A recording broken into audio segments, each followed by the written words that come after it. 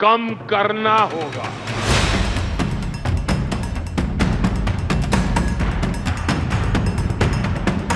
सध्या शेतातील कामं चालू असल्यामुळे शेतामध्ये सगळे कामं डिझेलने भेटल्यामुळे खोळंबलेले आहेत।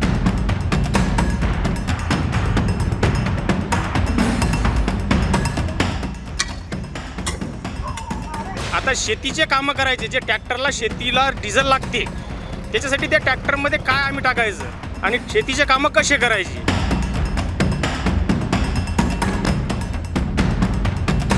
काही प्रमाणामध्ये स्टॉक करून ठेवला जातोय। मला वाटतं जर आपण नियमित जर साठा घेतला, मला वाटतं त्यामध्ये काही कुठे तुटवडा येणार नाही। अहो साठा कशाला करावा, आम्ही आम्हाला शेतात वापरायलाच पुरी होईना तर साठा कशाला करावा। कशाची साठी पाहिजे? 40 लिटर तेल लागते तर 2000 द्यायला ते आम्हाला हे पुरवण्यासाठी पैसे घ्यायला करावं। काय डिझेल साठी कमीत कमी 2-2, 3-3 तास ट्रॅक्टर घेऊन उभे राहून राहिले।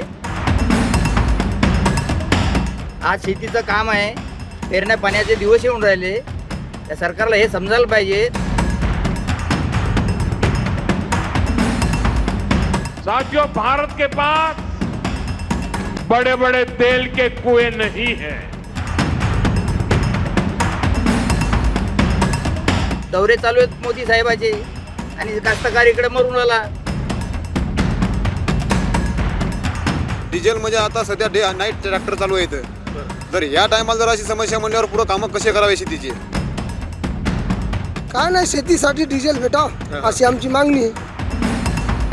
नरेंद्र मोदी ने अपने आप को बचाने के लिए हिंदुस्तान को बेच दिया है। हमें याद रखना है, देश के लिए मरना ही सिर्फ देशभक्ति नहीं होती है।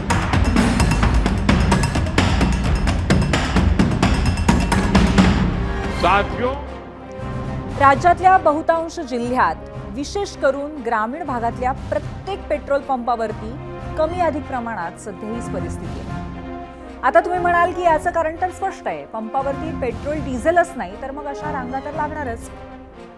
पण या दृश्यांची बॅकस्टोरी वेगळी आहे। मे महिन्यामध्ये जमिनीची मशागत करून पेरणीसाठी रान तयार केलं जातं।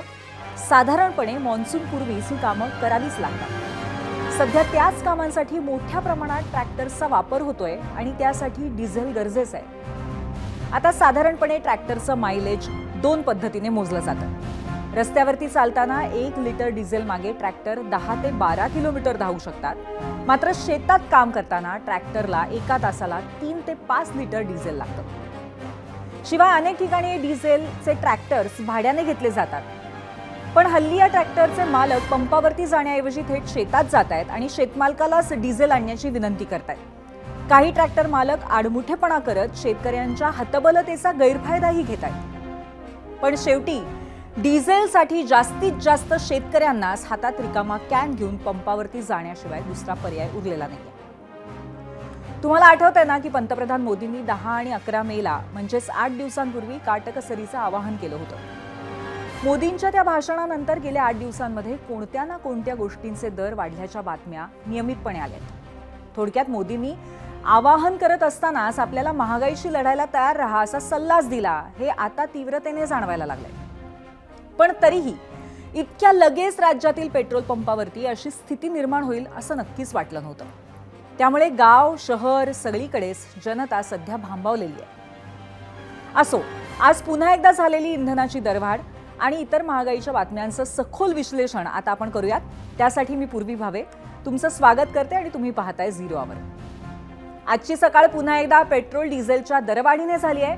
तशी म्हणाला ती 80-90 पैशांचीच आहे, पण गेल्या 4 दिवसांमधली दुसरी दरवाढ आहे आणि आतापर्यंत साधारणपणे पेट्रोल डिझेलच्या किमती लिटर मागे 4 रुपयांनी वाढल्या आहेत। सीएनजी असो किंवा घरगुती गॅस सिलेंडर, सार्वजनिक वाहतूक असो की खासगी प्रवास, घरातलं जेवण असो किंवा हॉटेल्समधली मेजवानी, प्रत्येक ठिकाणी महागाई अंगावरती यायला लागली आहे।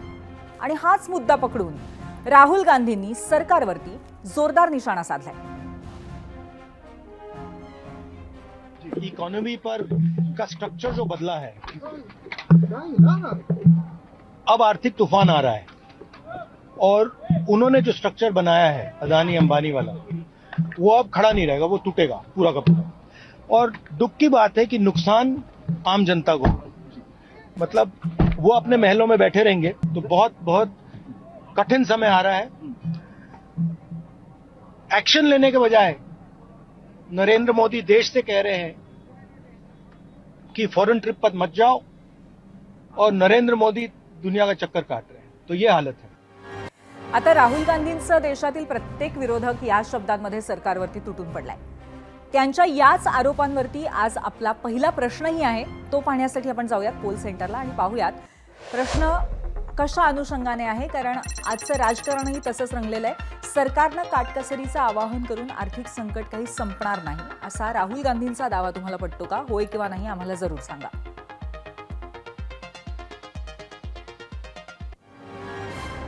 आता राहुल गांधी हे सगळं आज बोलले ते ठिकाण आहे उत्तर प्रदेशातील रायबरेली, म्हणजेच त्यांचा उत्तर प्रदेशातला लोकसभा मतदारसंघ। याच उत्तर प्रदेशामध्ये पुढच्या वर्षी विधानसभा निवडणुका होणार आहेत। 2024च्या लोकसभा निवडणुकीत अखिलेश यादव आणि राहुल गांधींच्या जोडीनं भाजपला उत्तर प्रदेशात मोठा झटका दिला होता। 80 पैकी 43 जागा अखिलेश राहुलच्या जोडीनं जिंकल्या होत्या आणि याच उत्तर प्रदेशनं 2014-2019 साली भाजपला 73 आणि 68 अशा जागा दिल्या होत्या आणि म्हणून 2024 सालचा निकाल भाजपसाठी अत्यंत धक्कादायक होता। थोडक्यात इथल्या विधानसभा निवडणुका अवघ्या काही महिन्यांवरती आल्या आहेत, तेवढ्यातच देशात अभूतपूर्व आर्थिक आव्हानं निर्माण झाली आहेत, मोठं आर्थिक संकट ओढवलंय आणि त्यामुळे याच मुद्द्यांचा आधार घेत राहुल गांधींनी उत्तर प्रदेशातनं सरकारवरती टीका केली आणि एक प्रकारे विधानसभेच्या प्रचाराचा श्री गणेशाच केलाय। असं म्हटलं तरी अर्थातच वावगं ठरणार नाही। असं आता राजकारण सुरूच राहील, पण गेल्या 20 दिवसांमध्ये आपल्या आयुष्यातल्या कोणकोणत्या गोष्टी महागल्या आहेत याच्यावरती आपण एक नजर टाकूया। आपल्या आयुष्यात कसा फरक पडतोय राजकारणाच्या व्यतिरिक्त या सगळ्या गोष्टींचा पाहूयात मीडिया सेंटरला। मे महिना महागाईचा महिना ठरतोय भारतीयांसाठी। पेट्रोल जवळपास 4 रुपयांनी प्रति लिटर महागलेलं आहे, डिझेलही 4 रुपयांनी प्रति लिटर महागलेलं आहे, दूध 5 रुपयांनी महागलंय, सीएनजीची किंमत 3 रुपयाने महागलेली आहे किलो मागे, घरगुती सिलेंडर 60 रुपयांनी महागलाय, व्यावसायिक सिलेंडर 1303 रुपयांनी महागलेला आहे, साबण 4 ते 60% किंमत वाढलेली आहे, फळभाज्यांची किंमत सुद्धा 5 ते 10% वाढली आहे। अगदी रोजच्या वापरातल्या या सगळ्या गोष्टी आहेत। खाद्यतेल महागण्याची शक्यता आहे। सार्वजनिक प्रवास अर्थातच आपल्या परिवहन मंत्र्यांनी सांगितलेलं आहे की महागण्याची शक्यता खूप जास्त आहे। एसटीची भाडेवाढ होण्याची मोठी शक्यता आहे। तर असा असणार आहे हा मे महिना महागाईचा आणि या महिन्याचे 11 दिवस अजूनही बाकी आहेत। मी सुरुवातीलाच म्हटलं होतं की गेल्या 5 दिवसांमध्ये पेट्रोल डिझेल 4 रुपयांनी वाढलंय, तसं गेल्या 10 वर्षांमध्ये किती रुपयांनी वाढलंय हेही आता सांगते। नरेंद्र मोदी जेव्हा पहिल्यांदा पंतप्रधान झाले त्यावेळी देशामध्ये पेट्रोल सरासरी 76 आणि डिझेल हे 55 रुपये लिटर होतं, ते आता 100च्या पलीकडे गेलंय। पण आता मी तुम्हाला एक थक्क करणारा आकडा सांगते। साल 1947 देशाला स्वातंत्र्य मिळालं ते वर्ष। या वर्षी देशामध्ये पेट्रोल होतं 25 पैसे प्रति लिटर आणि डिझेल होतं 27 पैसे प्रति लिटर, म्हणजे 4 आण्याला 1 लिटर पेट्रोल मिळायचं। आज हे 4 आणे आणि या 4 आण्याचं नाणं आठवणींच्या कप्प्यात जाऊन बसलंय। असो, आपण आता पुन्हा एकदा वास्तवात येऊया आणि 2008 ते 2024 अशा या वर्षांमध्ये या काही मधल्या काळामध्ये दरवाढ कशी झाली आहे याच्यावरती एक नजर टाकूया। पुन्हा एकदा जाऊयात मीडिया सेंटरला। खास करून इंधन पेट्रोल डिझेल कसं वाढलंय आपण बघतोय। 2008 साली पेट्रोल 50 रुपये होतं, डिझेल 35 रुपये होतं।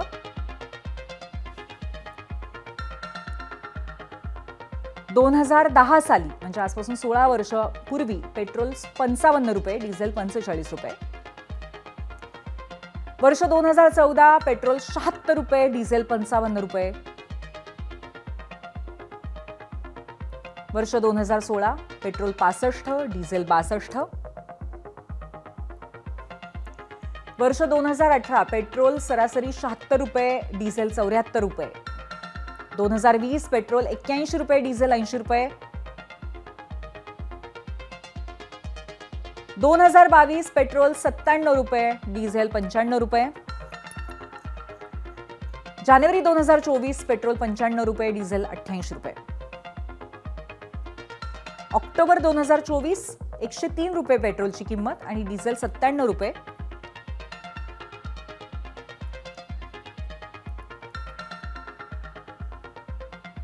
आता जे आकडे पाहिलेत त्यात काँग्रेस प्रणित UPA सरकारच्या काळातलं जी इंधनाची दरवाढ होती ती आपण बघितली आणि मोदींच्या काळातलीही पाहिली. पण इथे एक गोष्ट आवर्जून सांगावी लागेल ती म्हणजे UPAच्या काळामध्ये कच्च्या तेलाची किंमत 100 ते $114 प्रति बॅरल होती. ती 2014 ते 24च्या काळामध्ये $65 ते $75 प्रति बॅरलवरती आली होती, म्हणजे कमी झाली होती. अर्थात यावरनं राजकारणासाठी काँग्रेस असो किंवा भाजप दोन्ही बाजूंना इंधन दरवाढीवरती आपापले आरोप आणि डिफेन्स हे तयारच आहेत आणि ते आजच्या भागातही आपण बघणार आहोत. त्यासाठी आपल्यासोबत दोन्ही पक्षांचे प्रवक्ते असतील, भाजपचे अवधूत वाघ आणि काँग्रेसचे अतुल लोंढे. त्यांच्याशी आपण थोड्या वेळात चर्चा करणार आहोत. पण त्याआधी जशा आपण सुरुवातीला शेतकऱ्यांच्या प्रतिक्रिया पाहिल्या तशाच शहरी सर्वसामान्यांच्या प्रतिक्रिया इंधन दरवाढीवरती काय आहेत यावरती सुद्धा एक नजर टाकूया मीडिया सेंटरला. संयम से इस्तेमाल करना. एकदा मराठीत बोलायचं तर हे सगळं सामान्य लोकांना गाजर दाखवायचे धंदे होते. इलेक्शन झाले, आता महागाई वाढणारच. त्या रोजच्या लोकलच्या गर्दीतून या पॉलिटिशियन लोकांना प्रवास करायला सांगा, मग तुम्हाला समजेल काय त्रास असतो. त्याप्रमाणे ते दुनियामध्ये हे चाललं आहे प्रॉब्लेम, तरी आपलं इंडियामध्ये तरी खूप चांगलं आहे, एवढं पण नाही वाढलं. आता रोज 1 रुपये म्हणजे रोज आमच्या आता आठवड्याला 50-100 रुपयाची आज जातेच की. आता त्याचं पब्लिकाचंच नुकसान आहे, दुसरं काय आहे. सरकारचं काय जाणार, थोडे जाणार आहे. तर मुळात ते आपल्या हातातलीच गोष्ट नाही. 89% आपण बाहेरच्या ह्याच्यावर अवलंबून आहे, त्यामुळे ते मोदींचं काय याच्यात दोष.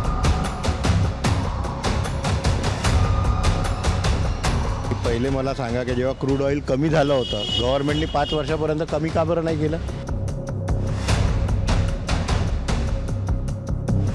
एक्शन लेने के बजाय नरेंद्र मोदी देश से कह रहे हैं कि फॉरेन ट्रिप पर मत जाओ और नरेंद्र मोदी दुनिया का चक्कर काट रहे हैं. तो ये हालत है.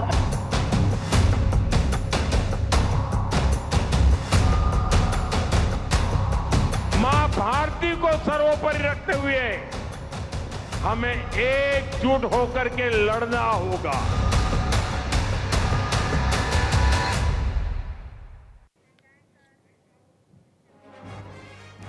तर या काही प्रत्यक्ष प्रतिक्रिया आपण बघितल्या. आता अप्रत्यक्ष सोशल मीडियावरच्या सुद्धा प्रतिक्रिया आपण बघणार आहोत, ज्या प्रश्नाच्या अनुषंगाने आल्या आहेत. राजकारण सध्या राहुल गांधी करतायत का त्यांचा दावा योग्य आहे? तर शौनक भिडे म्हणतायत राहुल गांधींचा दावा 100% पटतोय. युट्यूबवरनं त्यांनी प्रतिक्रिया दिलेली आहे. पुढची प्रतिक्रिया आहे गजानन अंगसिंगकर यांची. हे जगावर संकट आहे, सर्व जगावर हे संकट आहे असं ते म्हणतात. सर्व जगावर ओढवलेल्या परिस्थितीत आपण आपल्या देशाच्या पाठीमागे खंबीरपणे उभं राहायला हवं. बाकी विरोधकांनी परिस्थिती बघून विरोध करायला हवा. सुभाष सानप यांची ही प्रतिक्रिया. फेसबुकवरनं पुढची प्रतिक्रिया सत्यजित दिघे यांची आहे. जेव्हा यांच्याकडे चांगला अर्थतज्ञ होता तेव्हा त्यांना बोलू दिलं नाही, एक प्रकारे बाहुली करून ठेवलं आणि आता शहाणपणाच्या गोष्टी. पुढची प्रतिक्रिया फेसबुकवरनं बबन गुंजाळ यांची आहे. साधं इंधनाचं उदाहरण घ्या. लाखो वाहनं बिनकामाची रस्त्यावर रस्त्यावर धावतायत, जे टाळणं शक्य आहे. पर्यटन आणि धार्मिक स्थळं भरभरून वाहतायत, ज्यावर लक्ष दिलं पाहिजे.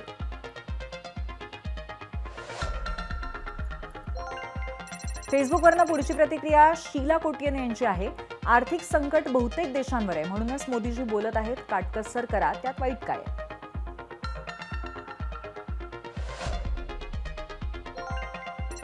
फेसबुकवरनं विजय मराठे म्हणतायत स्वतःच्या मंत्री, आमदार, खासदार यांना मोकळीक दिली आहे आणि जनतेला काटकसर करायला सांगितले.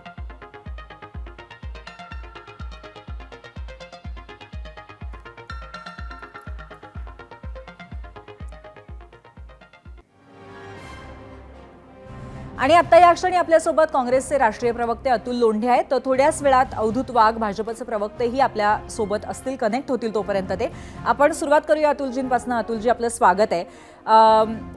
ज्या काही प्रतिक्रिया 2 होत्या त्या अनुषंगाने तुम्हाला प्रश्न विचारते की आता प्रचंड मोठं गहिरं संकट आहे, त्याच्यामध्ये खंबीरपणे आपण सरकारच्या बरोबर उभं राहिलं पाहिजे असं लोकांना वाटतंय आणि आता मोदीजींनी सगळ्या देशावरती संकट असताना काटकसर करायला सांगणं काय चुकीचं आहे असा लोकांचा प्रश्न आहे.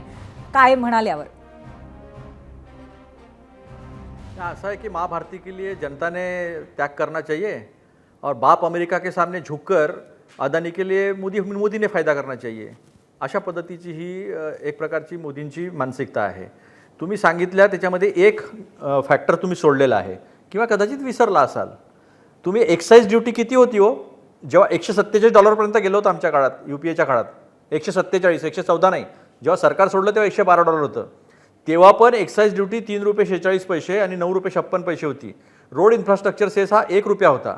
मोदी सरकार आल्यानंतर $50 खाली $30 खाली आलं होतं कच्चं तेल, म्हणजे 147 पासून $30 आणि तेव्हा त्यांनी ही ₹3.46 ₹32 आणि ₹9.56 ₹33 आणि ₹1 रोड इन्फ्रास्ट्रक्चर सेस हा ₹18 नेला आणि एवढ्यांनी पोट भरलं नाही तर 2020च्या बजेटमध्ये आपलं ॲग्रिकल्चर इन्फ्रास्ट्रक्चर सेस ₹2 आणि ₹4.5 डिझेल आणि पेट्रोल लावला आणि अशा पद्धतीनं 43 लाख करोड जे आहे ते सामान्य जनतेच्या खिशातनं काढून घेतले. दुसरा तुम्ही एक फॅक्टर सांगितलं नाही तो डायनामिक फ्युएल प्राइसिंग, म्हणजे जर वाढले कच्च्या तेलाचे भाव तर लोकांवर त्याचा बोजा टाकायचा आणि कमी झाले तर मग लोकांना फायदा पोचवायचा. यांनी फायदा पोचवला का?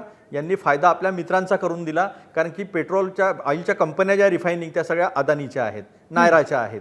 आता याच्यामध्ये आताची गडबड काय आहे? आताची गडबड ही आहे की आम्ही जे क्रूड ऑइल इम्पोर्ट करतो त्याच्यापैकी 40 ते 50% यांनी रिफाईंड करून, म्हणजे हेच अंबानी जे आहे ते इतर देशांना एक्सपोर्ट करतात आणि त्याच्यामुळे ही टंचाई आहे.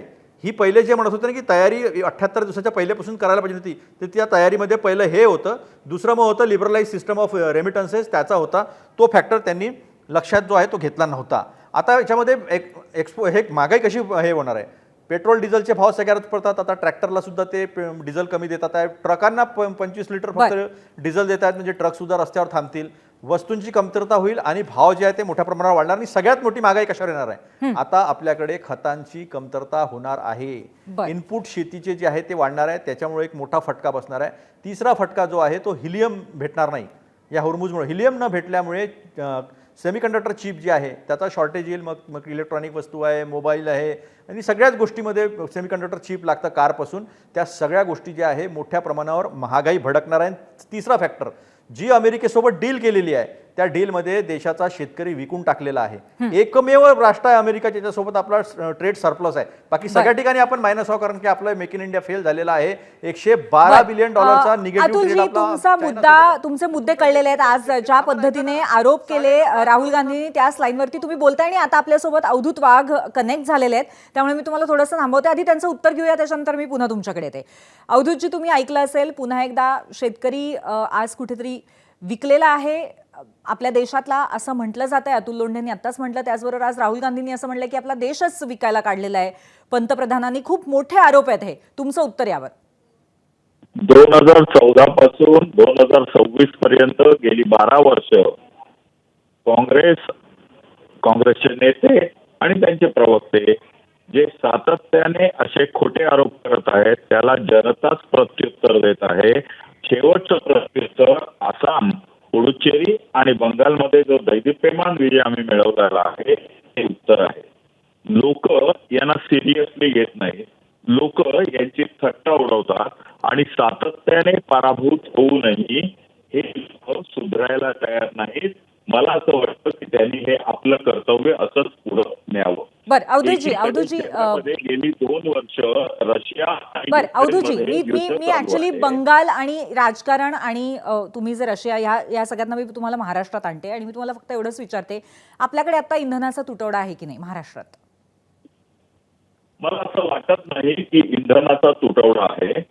पुरेसं इंधन पुढच्या 60 दिवसाचा साठा नुसत्या महाराष्ट्रात नाही या देशासाठी आहे आणि त्याहून जास्त साठा कोणच ठेवत नाही. इंधन हे ज्वालाग्रही असतं, ते साठवण्यासाठी सुद्धा इट इज व्हेरी कॉस्टली. त्यामुळे आपल्या देशामध्ये एक पर्टिक्युलर ऑप्टिमम साठा जो असतो तो आजही आहे. पण अवधूतजी, जर तुम्ही आता एबीपी माझा बघतच असाल, तुमच्या डोळ्यासमोर दृश्य दिसत असतील आणि त्याच्यामध्ये स्पष्टपणे दिसतंय की लोकांना चणचण प्रचंड जाणवते इंधनाची. असो, तुमच्याकडे परत येते. अतुलजी, तुम्ही सहमत आहात का अवधूतजी जे म्हणतात त्याच्यावर? आपल्याकडे इंधनाचा साठा आहे? नाही, अजिबात नाही. पेट्रोलियम साठवण्याच्या काही पद्धती असतात, त्या पद्धती विकसित झालेल्या आहे आणि आपण फक्त 15 ते 16 दिवसाचा साठा करू शकतो. आता हे देशाचे प्रधानमंत्री, देशाचे गृहमंत्री खोटं बोलतात, मग संसदेमध्ये वेगळी माहिती येते. ती माहिती सगळ्यांसमोर स्पष्टपणे आहे. आज तुटवडा 100% आहे. आता यांनी टार्गेट ठरवलं होतं आमच्या वेळेस, जेव्हा 2004 साली सत्तेत आलो तेव्हा 89% निर्भर होतो आपण, इम्पोर्ट करायचो. मग त्याच्यामध्ये सुधार केला. मग आपला आता यांना काय माहिती मला माहीत नाही. बॉम्बे आहे, नीलम फील्ड आहे आणि हिरा फील्ड आहे. या फील्डमध्ये आपण ट्रीटेड वॉटर इंजेक्ट करून आपण प्रोडक्शन वाढवलं होतं आणि 77% आपली इम्पोर्ट रिलायबिलिटी जी आहे ती आपण कमी केलेली होती. यांनी 2015 साली जसे इतर टार्गेट गेले ना, की शेतकऱ्यांचं दुप्पट करू, सगळ्यांना घर मिळून जाईल वगैरे वगैरे, एकही टार्गेट पूर्ण झालं नाही. स्मार्ट सिटी पण यांच्या बंद झाल्या सगळ्या, ती सगळ्या योजना ज्या बंद होत आहेत, एकही टार्गेट पूर्ण झाला नाही. तसा हा पेट्रोलचा पण आहे. 2015 साली यांनी 2022 पर्यंत 67% आपण कमी करायचं असं यांनी टार्गेट ठरवलं होतं, की म्हणजे इम्पोर्टवर आपण निर्भरता 67% कमी आणायची. ते तर राहिलंच नाही. 89% यांनी जी निर्भरता वाढवली. आपली अजूनही अवलंबित्व कमी करायला यश मिळालेलं नाही भाजप सरकारला. पण तुम्ही जो मुद्दा मांडला त्या मुद्द्यावरती पुन्हा येते अतुलजी. तुम्ही असं म्हणताय की 14-15 दिवसांचाच साठा बनवू शकतो आपल्याकडे, म्हणजे जो दावा केला जातोय सातत्याने की आपल्याकडे 60 दिवसांचा नेहमी साठा असतो, तो खोटा आहे असं तुम्हाला म्हणायचंय का अतुलजी? सिद्ध झालेलं आहे संसदेमध्ये. बर, ठीक आहे, सिद्ध झालेलं आहे संसदेमध्ये हे. बर ठीक आहे. अवधूतजी ह्याला काय उत्तर द्याल? कारण सातत्याने सांगितलं जात आहे काळजी करू नका, इंधन साठा भरपूर आहे, 60 दिवसांचा इंधन साठा आहे. याला उत्तर देण्याची काही गरज नाही. फॅक्ट या भारतामध्ये अनेक ठिकाणी तुम्ही जे दाखवता आहात असा एखाद्या ठिकाणी असू शकेल. एखाद्या पेट्रोल पंपावर जर एखादा टँकर आला नसेल तर त्या ठिकाणी अशी लोकल आणि अपवादात्मक स्थिती असू शकते, पण ते काही देशाचं चित्र नाहीये. नाही अवधूतजी, तुम्हाला फक्त थोडंसं थांबून मी अत्यंत प्रामाणिकपणे सांगते, आम्ही दाखवतोय ते एका देशाचं, एका जिल्ह्याचं किंवा एका पेट्रोल पंपाचं चित्र नाहीये. 13 जिल्ह्यातल्या विविध ठिकाणची अवस्था आम्ही दाखवतोय. हे अत्यंत खरंय. बोला. पूर्णपणे थांबवा ना, तुम्ही मला बोलूच देत नाही. मी 20 सेकंद बोलल्यानंतर तुम्ही थांबवतात, मग मला बोलू. मी फक्त फॅक्ट क्लिअर केली अवधूतजी. फॅक्टचा का प्रश्न आहे? मला बोलायला तर द्या. माझ्यावर आरोप होतात आहेत, माझ्या पक्षावर आरोप होतात आहेत, माझ्या सरकारवर आरोप होतात आहेत आणि तुम्ही आम्हाला बोलायला देत नाही. बरं बोला, आम्ही ऐकतोय, सगळी जनता ऐकते. अवधूतजी बोला. या जगामध्ये युक्रेन आणि रशियाचं युद्ध सुरू झालं, त्याचा परिणाम फक्त भारतावर नाही, अख्खं जग होरपळत आहे. त्याच्यामध्ये सगळे युरोपीय राष्ट्र होरपळतात आहेत आणि या युद्धाला आता 2 वर्षाहून अधिक कालखंड झाला. त्या दशकाच्या सुरुवातीला आपण कोरोना सारख्या महामारीशी झुंजून यशस्वीपणे बाहेर पडलो. आज इराणमध्ये जे युद्ध सुरू आहे, अमेरिका आणि इस्रायल विरुद्ध इराण, त्याचे पडसाद हे संपूर्ण अरबस्थानावर पडलेले आहेत, गल्फ कंट्रीजवर पडलेले आहेत आणि त्याचा परिणाम जरी आपलं घर जळत नसलं, शेजाऱ्याचं घर जळत असलं तरी धग आपल्या घरापर्यंत येते. आपण असं कधीही म्हणू शकत नाही की जगामध्ये कुठलीही गोष्ट झाली तर त्याचा काही परिणाम आपल्याकडे होत नाही. दक्षिण ध्रुवावर जर बर्फ वितळले तर त्याचा सुद्धा परिणाम आपल्याकडे होतो. त्यामुळे जागतिक क्षेत्रामध्ये काम करत असताना राजकीय दृष्ट्या आणि आर्थिक दृष्ट्या जगामध्ये घडलेल्या प्रत्येक गोष्टीचे पडसाद आपल्याकडे करतात. एकेकाळी या देशामध्ये अन्नधान्य पिकत नव्हतं, आज आपण एक्सपोर्ट करतो आहोत, परंतु दुसरीकडे आपण 84% अधिक पेट्रोलजन्य उत्पादनं इम्पोर्ट करत आहोत आणि हे इम्पोर्ट आपण जे करत आहोत नक्कीच इराण आणि इतर लोकांना. अवधूतजी, एक गोष्ट 100% मान्य आहे आणि त्याच्यामध्ये कुठल्याही पद्धतीची डिबेट असू नाही शकत की जागतिक पटलावरती होणाऱ्या सगळ्या घटनांचा परिणाम भारतावरती नक्कीच होतोय आणि त्यामुळे याचा अवेअरनेस नक्कीच आहे. अतुलजी, तुम्हाला काय म्हणायचंय? अतुलजी बोला. नाही, आता हेच अवधूत वाघांनी नरेंद्र मोदींना समजून सांगावं. त्यांनी नेहरूजींचं भाषण जे आहे सांगितलं, south Korea north Korea war सुरू होतं, मैंने इतनी भी समझ नहीं नेहरू जी को कि साउथ कोरिया नॉर्थ कोरिया में वॉर शुरू है और उसका इम्पैक्ट देश पे पड़ रहा है, असंच बोलले होते नरेंद्र मोदीजी. यांनी त्यांना समजून सांगावं. आणि रशिया युक्रेनच्या वारचा जिथपर्यंत प्रश्न आहे तेव्हा तर आम्हाला स्वस्त मिळालं $30. पैसे आपण अंबानींनी कमवले, सामान्य माणसाला त्याचा फायदा पोहोचवला नाही. आणि दुसरी गोष्ट, चुकीच्या विदेश धोरणामुळे हा परिणाम होतोय. रशिया आणि इराण जे आहे ते आमचे चांगले मित्र आहेत, ते आजही आम्हाला तेल द्यायला तयार आहे, पण आमचा बाप अमेरिका आहे ना, तो आम्हाला घेऊ देत नाही आणि आम्ही खाली मान टाकतो. त्याच्यामुळे परिणाम आहे हा. सगळ्या देशांचे, म्हणजे पाकिस्तानचे टँकर निघत आहे, चायनाचे टँकर निघत आहे, आमचेच का अडत आहेत. याचं कारण असं आहे की आम्ही इस्रायलला बाप बनवला आणि अमेरिकेच्या ज्या एप्स्टीन फाईलची जी भीती आहे आणि आता अदानीला जे सोडवलेलं आहे आणि अदानी इथले इन्व्हेस्टमेंट सोडून तिकडे इन्व्हेस्टमेंट करणार आहे, या अटीवर जे सोडवलेलं आहे त्याची परिणाम त्याच्या झळा ज्या आहे त्या सामान्य माणसावर पोहोचतात आहे. फॅक्टवर जे आहे फॅक्टवर बोललं पाहिजे. जे फॅक्ट आहे ते फॅक्ट मी एक एक करून आपल्या समोर सर्व मांडलेलं आहे. ठीक आहे, नक्की. 89% का बरं झालं निर्भरता, जेव्हा की 67% तुम्ही टार्गेट ठेवलेलं होतं. कुठल्याही गोष्टी पूर्ण केलेल्या नाही आहे. तुम्ही चाबार बंदर सोडून दिलं अमेरिकेच्या अतुलजी, तुम्ही भीतीपोटी. वारंवार इथे फॅक्ट्स मांडलेले आहेत आणि त्याचबरोबर अवधूतजींनी त्यांच्या पद्धतीने उत्तर दिलंय, पण त्याचबरोबर या सगळ्याचं फक्त राजकारण होऊ नये, दोन्हीकडनं प्रयत्न केला जावा. अर्थातच जनता प्रयत्न करण्यासाठी तयार असणारच आहे, हे नक्की आहे. धन्यवाद, तुम्ही आमच्याशी संवाद साधला त्याबद्दल. आणि आता पोल सेंटरला जाऊया, पाहूयात आम्ही विचारलेल्या प्रश्नावरती महाराष्ट्राने काय कौल दिलाय.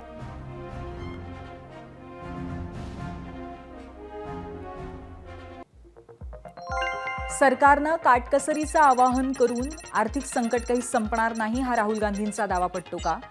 आणि 82% जनतेला आत्ता हा दावा पटतोय, 18% लोक म्हणतायत नाही. सध्या राजकारण म्हणलं की सर्वात आधी राष्ट्रवादी काँग्रेस पक्षात सुरू असलेली धुसफूस डोळ्यासमोर येते. पण त्यापेक्षा मोठं राजकारण आता विधान परिषदेच्या 17 जागांच्या निमित्ताने घडायला सुरुवात झाली आहे. विधान परिषदेच्या 16 नियमित जागा आणि एका पोटनिवडणुकीसाठी 18 जूनला मतदान होत आहे. मला तुम्हाला हे सांगायचं आहे की विधान परिषदेच्या या जागा स्थानिक स्वराज्य संस्थांमधून निवडून येणाऱ्या आमदारांच्या आहेत. 3 वर्ष रखडलेल्या स्थानिक स्वराज्य संस्थांच्या निवडणुका नुकत्याच संपल्या, त्यामुळे आता विधान परिषदेची निवडणूक होतीये.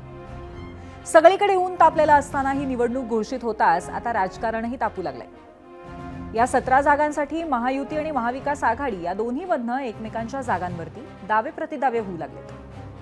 मी तुम्हाला सांगते हा वाद कुठे येते तर पुण्यामध्ये भाजप आणि राष्ट्रवादी काँग्रेसमध्ये रस्सीखेच सुरू झाली आहे. अकोला अमरावतीत शिवसेनेने लगेच इथल्या जागेवरती दावा केलाय. रायगड, रत्नागिरी, सिंधुदुर्गाच्या कोकण मतदारसंघामध्ये राष्ट्रवादी काँग्रेस आणि शिवसेना या दोघांनीही जागेवरती हक्क सांगितलाय. या सगळ्यात तिन्ही पक्ष एकत्र बसून निर्णय घेतील असं मंत्री उदय सामंत म्हणालेत. त्याच दरम्यान राष्ट्रवादी काँग्रेसच्या इच्छुकांकडनं सुनेत्रा पवारांच्या भेटीगाठी वाढल्यात.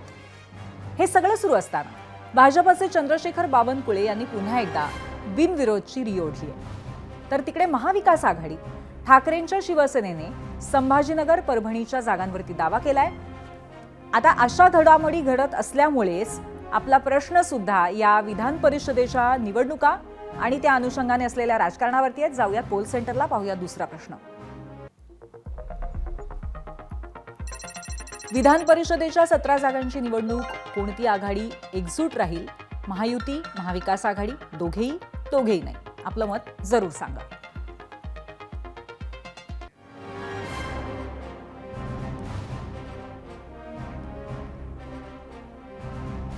आता 18 जूनला मतदान होत असलेल्या या 17 जागांपैकी 16 जागांवरील कार्यकाळ संपलाय, तर एक जागा चंद्रशेखर बावनकुळे यांची आहे. त्यांचा नागपूर स्थानिक स्वराज्य संस्था मतदारसंघातील कार्यकाळ संपलेला नाहीये, पण ते विधानसभेवरती निवडून आल्यामुळे तिथे पोटनिवडणूक होतीये.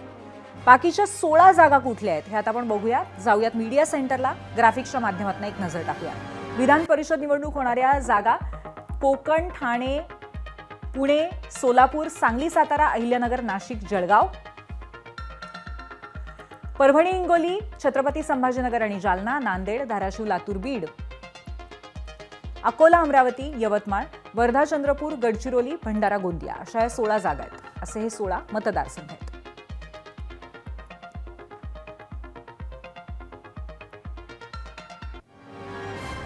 आता विधान परिषद निवडणुकीचा थेट जनसामान्यांशी संबंध नसतो, त्यामुळे एरवी ही निवडणूक फार गांभीर्याने घेतली जात नाही. पण सध्या राज्याच्या राजकारणामध्ये 6 प्रमुख पक्षांची खिचडी आहे. त्यातून आता निवडणूक होणाऱ्या या 16 जागांवरची याआधीची निवडणूक झाली होती त्यावेळी महायुती आणि महाविकास आघाडी अस्तित्वातच नव्हती. दोन्ही आघाडी आणि युतीतील घटक पक्षांची स्थिती वेगळी होती. यातून मला हेच सांगायचं आहे की यामुळेच यंदा या 16 जागांसाठी सर्वच पक्षामध्ये मिळून 100हून अधिक इच्छुक आहेत. या इच्छुकांच्या गर्दीतून वादविवाद टाळण्यासाठी महायुती वेळीच सावध झाली आहे. महायुतीच्या समन्वय समितीची महत्त्वाची बैठक काल संध्याकाळी झाली. त्यात विधान परिषद निवडणुकांसोबतच महामंडळाच्या वाटपावरती सुद्धा चर्चा झाली. महामंडळाच्या अध्यक्षपदाचं वाटप होऊन नेत्यांचं पुनर्वसन केलं तर विधान परिषदेला त्यांची डोकेदुखी होणार नाही, असा महायुतीचा प्रयत्न असेल.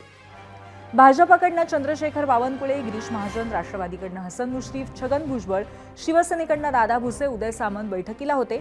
महायुतीला डॅमेज करणारं वक्तव्य होऊ नये याची काळजी घेतली जाईल असं भुजबळ यावेळी म्हणाले. काही अडचण असेल तर ते अर्थातच मुख्यमंत्री आणि उपमुख्यमंत्री यांच्या कोर्टामध्ये तो प्रश्न जाईल, पण त्यावरून बाहेर कुणी त्याची कसली वाच्यता करू नये, जेणेकरून जे आहे महायुतीला डॅमेज करणारं असं वक्तव्य बाहेर येईल, येणार नाही याची काळजी घ्यायची आहे. आणि महायुतीचे जे कोणी सपोर्टर्स असतील, पाठिंबा देणारे आणि महायुतीचे सगळे सभासद यांनी कुठल्याही प्रकारे जे आहे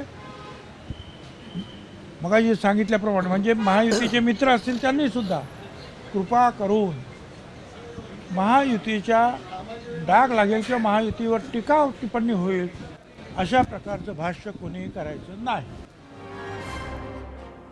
बिनविरोध निवडणूक हा पॅटर्न भाजपकडनं जोमाने राबवला जात असल्याचं या निमित्ताने आपण खरं तर वारंवार बघतोय. जानेवारी महिन्यात झालेल्या महापालिकांच्या निवडणुकीच्या वेळी या बिनविरोधची जोरदार चर्चाही झाली होती. वेगवेगळ्या प्रकारचा दबाव आणला जातो आणि निवडणूक बिनविरोध घडवून आणली जाते असा आरोप त्यावेळी विरोधकांनी केला होता. निवडणुकीमध्ये मतदान व्हायलाच हवं, लोकशाहीत बिनविरोधला जागा नसते असंही विरोधकांनी वारंवार म्हटलंय. पण आता या 17 जागांसाठी भाजप पुन्हा बिनविरोधसाठी प्रयत्न करत आहे. भाजप नेते आणि महसूल मंत्री चंद्रशेखर बावनकुळे यांनी तशी माहितीही दिली आहे. आता या ठिकाणी मला हे सांगायचं आहे की केंद्रामध्ये आणि राज्यामध्ये भाजप, शिवसेना आणि राष्ट्रवादी काँग्रेस हे तीनही पक्ष भलेही महायुतीत एकत्र असतील पण स्थानिक पातळीवरती त्यांच्यात अनेक ठिकाणी बेबनाव आहे. नगरपालिका, जिल्हा परिषद आणि महापालिकेमध्ये तीनही पक्ष एकाच ठिकाणी एकत्र नव्हते. माफ करा, एकाही ठिकाणी एकत्र नव्हते. अनेक ठिकाणी त्यांनी अभद्र युती करत एकमेकांवरती कुरघोडी केल्याचं आपण पाहिलंय. संपूर्ण महाराष्ट्राने हे एबीपी माझाच्या माध्यमातून वारंवार पाहिलंय. आणि आता एकमेकांवरती कुरघोडी करून जिंकून आलेले स्थानिक लोकप्रतिनिधी त्यांच्या विधान परिषद उमेदवारांसाठी मतदान करणार आहेत. तर आता या निवडणुकीमध्ये नगरपालिका, जिल्हा परिषद आणि महापालिकेसारखी स्थिती टाळण्यासाठी भाजपचा बिनविरोधचा आग्रह आहे का, अशी शंका आहे. नागपूर विधान परिषदेची स्थानिक स्वराज्य संस्थेची जागा ही बिनविरोध व्हावी याकरता मी सर्वच पक्षाच्या नेत्यांशी बोलणार आहे. कारण नागपूरमध्ये जी मतदानाची टक्केवारी बघितली तर 75% वर मतं भारतीय जनता पार्टी, शिवसेना, महायुतीकडे आहे. पेट्रोल डिझेलची टंचाई आहे किंवा कोणी आपत्ती आहे याचा विचार करून मला वाटतं ही निवडणूक अनोखी व्हावी अशी विनंती मी सर्वांना करणार आहे. आता बघूया या निवडणुकीमुळे कुठे कसा वाद रंगतोय ते. सर्वात आधी कोकण स्थानिक स्वराज्य संस्था मतदारसंघ हा रायगड, रत्नागिरी आणि सिंधुदुर्ग जिल्हा मिळून आहे. याआधी 2018 मध्ये तिथे निवडणूक झाली होती. राष्ट्रवादी काँग्रेसचे नेते सुनील तटकरे यांचा मुलगा अनिकेत त्यावेळी तिथून आमदार झाला होता. पण यातली गंमत मी तुम्हाला सांगते ती अशी आहे की त्यावेळी राष्ट्रवादी काँग्रेस पक्ष हा अखंडित होता आणि तो सध्या सत्तेत असलेल्या भाजपच्या नेतृत्वातील युतीच्या विरोधात होता. आता चित्र वेगळं आहे. आता देखील सुनील तटकरे आणि पर्यायाने त्यांचा मुलगा अनिकेत हे दोघेही राष्ट्रवादी काँग्रेसमध्येच आहेत. पण आता राष्ट्रवादी काँग्रेस हा पक्ष सत्तास्थानी असलेल्या महायुतीचाच भाग आहे. मात्र आता याच कोकण स्थानिक स्वराज्य संस्था मतदारसंघात महायुतीचा भाग असलेल्या शिवसेनेचं संख्याबळ 236 इतकं सर्वाधिक आहे. दुसऱ्या स्थानावरती भाजपकडे 151 इतकं संख्याबळ आहे आणि तिसऱ्या स्थानावर राष्ट्रवादी काँग्रेसकडे 63 इतके मतदार आहेत. त्यामुळे आता या ठिकाणी शिवसेनेकडनं दावा केला जातोय तशी स्पष्ट मागणी शिवसेना नेते आणि राज्याचे उद्योगमंत्री उदय सामंत यांनी केली आहे. शिवसेनेकडनं माजी आमदार राजन साळवी यांच्या नावाची चर्चा आहे. तर सुनील तटकरे हे मुलगा अनिकेत तटकरेसाठी पुन्हा एकदा आग्रही आहेत. कोकणातली जर बेरीज केली तर आम्ही NCPच्या फार पुढे आहोत. तर 100 ते 125 मतांना आम्ही पुढे आहोत. 1 नंबरला शिवसेना आहे. सिंधुदुर्ग, रत्नागिरी, रायगड ही मतं जर सगळी एकत्र केली तर आम्ही 300चा टप्पा गाठतो. आमच्या मागोमाग भारतीय जनता पार्टी आहे आणि त्याच्यामागं राष्ट्रवादी काँग्रेस पार्टी आहे. त्याच्यामुळं आता 100% आम्ही कार्यकर्ता म्हणून आमची भूमिका हीच राहणार आहे की बाबा संख्या आमची जास्त आहे, त्याच्यामुळे जागाही आम्हाला मिळाली पाहिजे. आता वळूया राष्ट्रवादी काँग्रेस आणि त्यातही दिवंगत अजितदादांचा हक्काचा जिल्हा पुण्याकडे. या पुणे स्थानिक स्वराज्य संस्था मतदारसंघामध्ये विधान परिषदेची अखेरची निवडणूक 2016 मध्ये झाली होती. अजित पवारांचे खास मानले जाणारे अनिल भोसले त्यात विजयी झाले. पण पुण्यात यावेळी थोडीफार क्लिष्ट परिस्थिती आहे. मला हे सांगायचं आहे की 2016 मध्ये अखंडित राष्ट्रवादी काँग्रेस पक्ष हा विरोधात होता, आता तो सत्तेत आहे. त्यामुळे सत्तेत असलेल्या भाजपचा साहजिकच या जागेवरती दावा आहे. पण बलाबल बघता राष्ट्रवादी काँग्रेसकडे सर्वाधिक 347 इतकं संख्याबळ आहे. त्या मागोमाग भाजपकडे 319 मतदार आहेत. एकतर सत्तेतला मोठा पक्ष आणि दुसरं म्हणजे दोघांमधील जागेत असलेला अत्यल्प असा फरक, यामुळे पुण्यातल्या जागेवर भाजपचा सुद्धा दावा असेल. राष्ट्रवादी काँग्रेसकडनं अनिल भोसले, दिलीप मोहिते, अजित गव्हाणे, सुनील टिंगरे, रणजित शिवतारे उत्सुक असल्याची चर्चा आहे. तर संग्राम थोपटे, संजय जगताप आणि गणेश बिडकर हे भाजपकडनं या जागेसाठी मैदानात उतरण्याच्या तयारीत आहेत. आणि आता बघूयात काँग्रेसचे माजी मुख्यमंत्री पण सध्या भाजपवासी झालेल्या अशोक चव्हाण यांच्या नांदेड स्थानिक स्वराज्य संस्था विधान परिषदेबद्दल. इथे सुद्धा शेवटची निवडणूक 2016 मध्येच झाली होती. विरोधी पक्ष असलेल्या काँग्रेसचे अमरनाथ राजूरकर त्यांनी ती जिंकली होती. राजूरकर हे अशोक चव्हाणांचे खंदे समर्थक, त्यामुळे चव्हाणांपाठोपाठ ते सुद्धा आता भाजपमध्ये आलेत. पण इथे आमदार प्रतापराव चिखलीकर यांनी ही राष्ट्रवादी काँग्रेससाठी या जागेची मागणी केली आहे. मला हे सांगायचं आहे की अशी स्थिती अकोला अमरावती मतदारसंघात सुद्धा आहे. हा मतदारसंघ सध्या भाजपच्या ताब्यात आहे. माजी राज्यमंत्री प्रवीण पोटे पाटील हे गेल्या निवडणुकीमध्ये जिंकले होते, पण आता त्या ठिकाणी शिवसेनेचे माजी आमदार गोपीकिशन बाजोरिया यांनी त्यांच्या मुलासाठी या जागेवरती दावा केलाय. ब्रेकनंतर पुन्हा एकदा स्वागत. थेट जाऊया कोल सेंटरला आणि पाहूयात दुसऱ्या प्रश्नावरती महाराष्ट्राने काय कौल दिलेला आहे. आजचा दुसरा प्रश्न हा विधान परिषदेच्या 17 जागांची निवडणूक कोणती आघाडी एकजूट राहील असा प्रश्न होता. 48,000 मतं आली आणि याच्यामध्ये महाविकास आघाडी एकजूट राहील असं लोकांना वाटतंय. 44% मतं दिली आहेत. महायुती 42% लोक म्हणतायत. दोघेही नाही असं 9% लोकांना वाटतंय आणि दोघेही एकजूट राहतील असं 5% लोक म्हणतायत. याबरोबरच 0 आवरमध्ये आज आपण इथेच थांबतोय. उद्या नव्या प्रश्नासह आणि नव्या विषयांसह भेटूया. पाहत रहा एबीपी माझा. एबीपी माझा, उघडा डोळे बघा नीट.